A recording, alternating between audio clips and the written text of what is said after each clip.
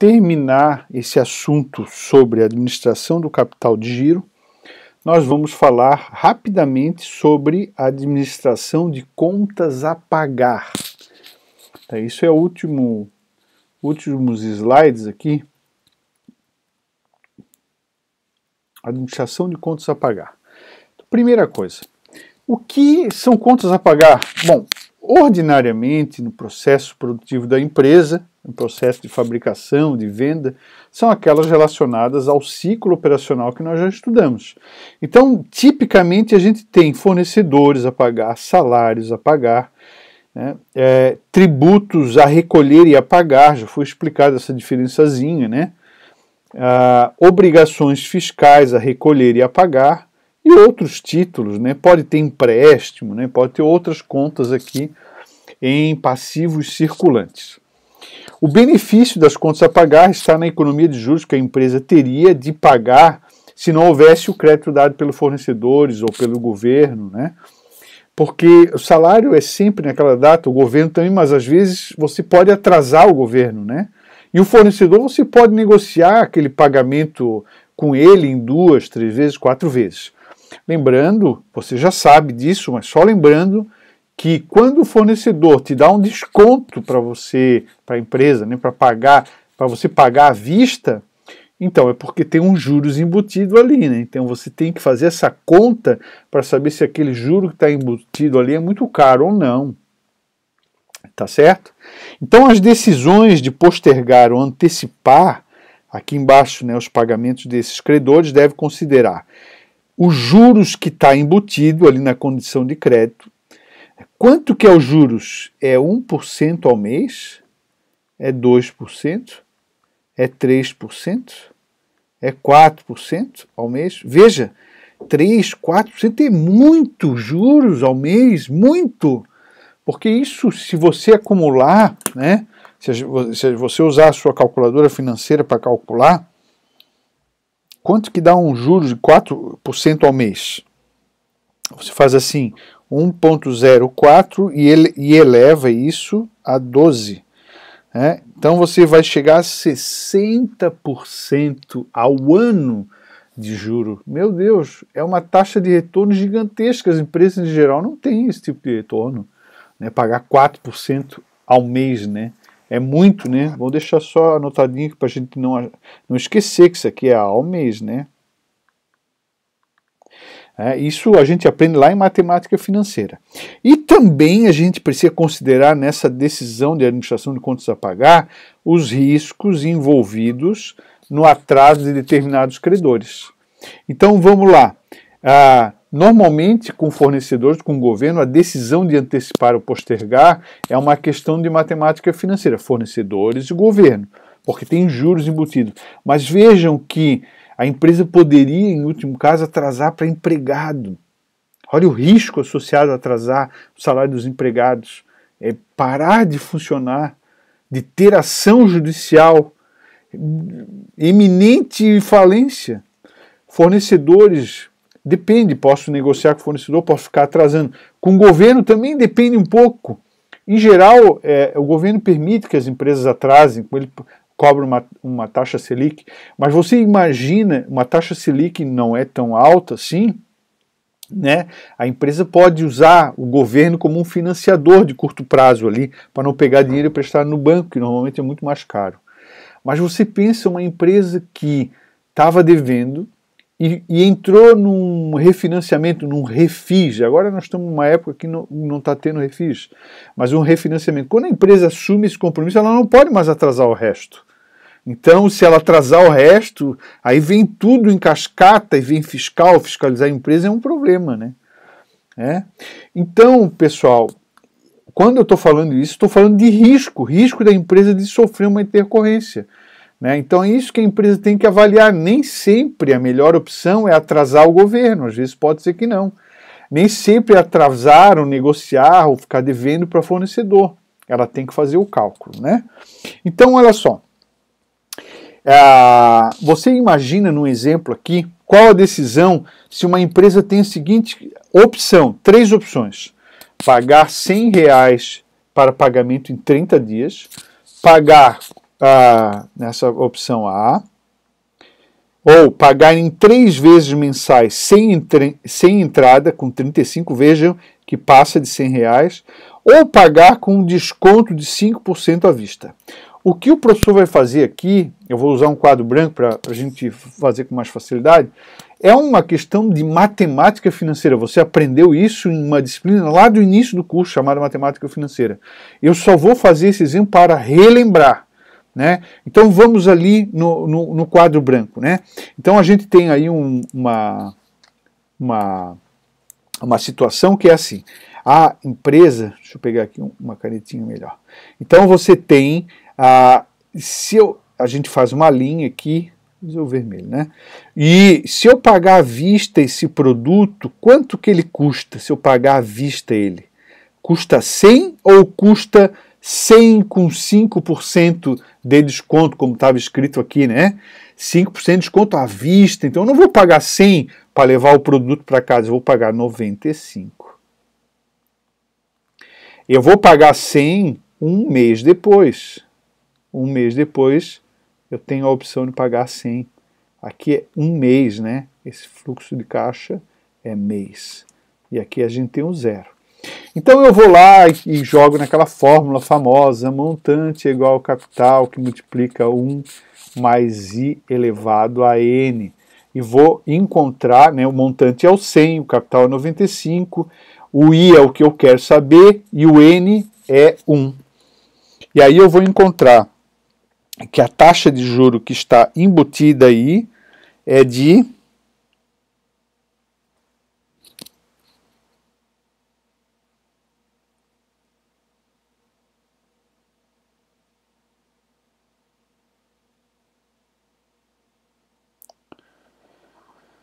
5, a taxa de juro que está embutida aqui.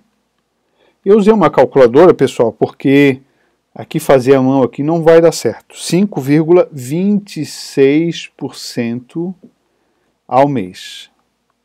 É claro que um amigo seu, leigo, que não estudou matemática financeira, vai dizer assim, esbravejar, é 5%. Não é. Não é 5%, porque 5% e 95 não dá 5. 5% e 100 dá, mas aqui nós estamos o cálculo por dentro, né? Então deu uma taxa de 5,25. A gente fez um cálculo ali, quanto que 5,25% ao mês, quanto que isso dá ao ano, né? Eu vou fazer aqui só para a gente deixar registrado isso ao ano, né? A gente pode pegar 1,0526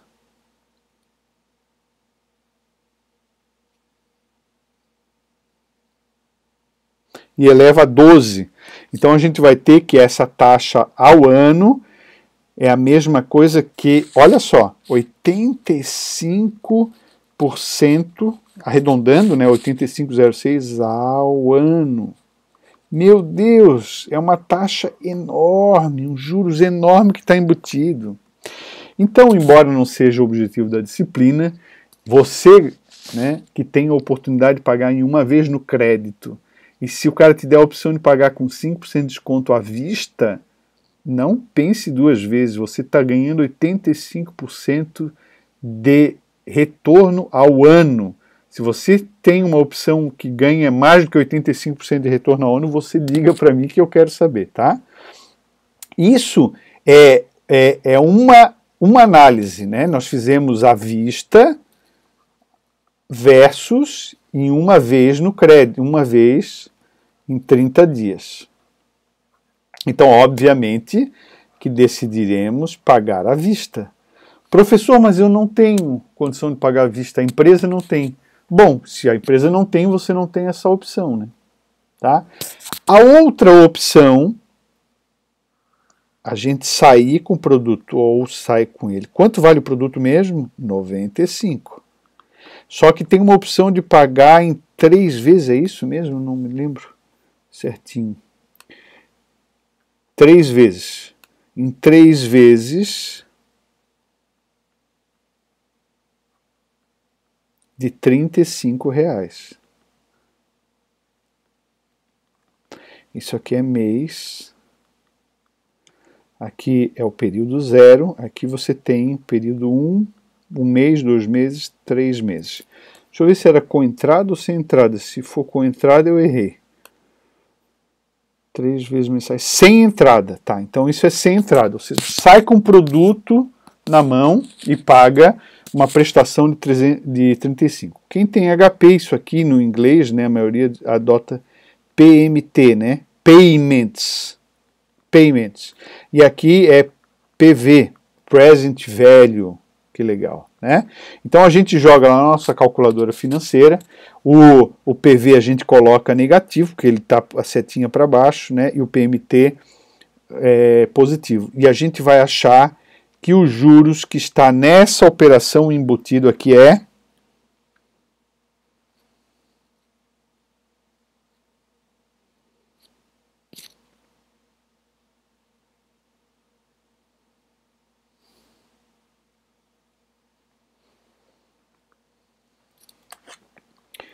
5,18% ao mês. Vejam que também é bastante, né? Porque aqui a gente tem um acréscimo financeiro, né? 35 mais 35 mais 35 dá 105, né? Então passa.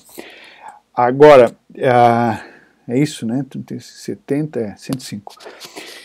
Agora, entre essas duas opções, pagar em 3 vezes ou pagar em uma vez em 30 dias, é melhor pagar em 3 vezes. Se a empresa não tem condições financeiras, é melhor optar por essa segunda vez aqui em 3 vezes, né?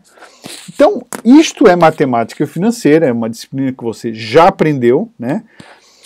E é a disciplina que deve ser considerada na sua análise para decisão relacionada ao pagamento de contas a pagar em geral, né? Então, aqui, qual deve ser a decisão? À vista. Claro. Por quê? Porque se eu optar por pagar em 30 dias, eu vou pagar um juro de 5,80% ao mês. Se eu optar por pagar em 3 vezes, eu vou pagar um juros de 5,17% ao mês.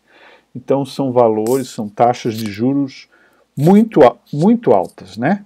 Muito altas.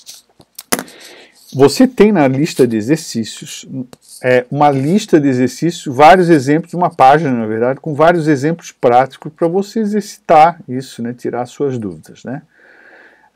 Esses exercícios, então, se vocês exercitarem, tiverem dúvidas, a gente vai tirar essas dúvidas em aulas síncronas na universidade. Para terminar esse assunto, pessoal, tem algumas perguntinhas aqui que são feitas em relação ao risco associado às contas a pagar, né?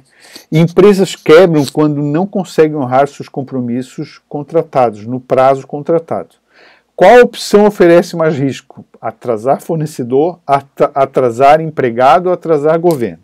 Então me parece que a opção que oferece mais risco, me parece, em geral, atrasar empregado, né? Porque você tem um problema de clima. Em geral é isso, né? As outras, atrasar governo, me parece que é a opção que oferece menos risco, atrasar o governo, em condições normais. E atrasar fornecedor depende da situação, né? Agora, existe o contexto que vai dizer se a empresa, de repente, é pior atrasar o governo, né? Então, a resposta para essa pergunta depende da realidade da empresa administrada, do ramo, o local onde está instalado, a importância para a comunidade, né, os seus precedentes históricos, se a empresa está sendo auditada, é um problema atrasar para o governo, né? Melhor ser correta com o governo, tá? Então, a administração de contas a pagar, está explicado esse assunto, é um assunto rápido, é muito mais associado à matemática financeira, e sobrou a administração financeira de estoques, que não é propriamente um assunto que os administradores financeiros se preocupam muito. O que é interessante entender o estoque e a repercussão dele no ciclo operacional, sim. Mas não é um assunto que o administrador financeiro normalmente decide sobre ele, né? Quem decide sobre o volume de estoque normalmente é a área de estoque, de gestão de suprimentos, de gestão de materiais e patrimônio, né? Mas aqui temos dois indicadores que nós já estudamos e que estão relacionados ao assunto, que é o indicador de período médio de estocagem, quanto menor ele, melhor, né? E o indicador de giro de estoque, que também é um indicador associado ao período médio de estocagem. Quanto maior o giro de estocagem, maior. Giro de estoque maior. Né? Eu já falei em aulas síncronas, mas é bom deixar registrado aqui no vídeo. Uma loja que vende moda, calças, camisas, moda, teria idealmente um giro de estoque de 4 vezes por ano. São 4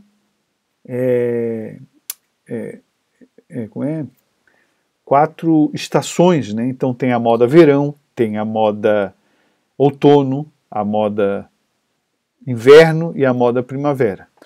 Alguns negócios têm assim alto verão, baixo verão, tem assim um desdobramento. Mas se a gente fosse ter essa lógica, o giro de estoque mais um parte por essa lógica. É claro que isso é um assunto muito mais de gestão de suprimentos, gestão de materiais. Para o administrador financeiro fica aquela preocupação. Não podemos ter excesso de estoque. Por isso que eu digo, se eu estou dentro de uma loja, e a loja, sou administrador financeiro, e a loja que vende moda tem um giro de estoque de 2 por ano, provavelmente temos um probleminha. Então a gente vai para cima do gestor de materiais e fala, nós temos que otimizar esse estoque, fazer políticas de venda, de crédito, coisas diferentes, para que esse giro chegue próximo a 4. Né? Que aí a empresa precisa empatar menos recursos em capital de giro. Tá bom, pessoal? Então é isso aí. Esse é o que nós conversamos nessas videoaulas, trata sobre a administração do capital de giro, que é o fluxo dia a dia do administrador financeiro, as operações relacionadas com o ciclo operacional. A empresa está toda hora, os profissionais toda hora envolvidos com problemas, normalmente problemas de capital de giro, gerenciamento de caixa, bancos, contas a receber, contas a pagar e estoques. Isso é o normal, né? Então, até a próxima, então.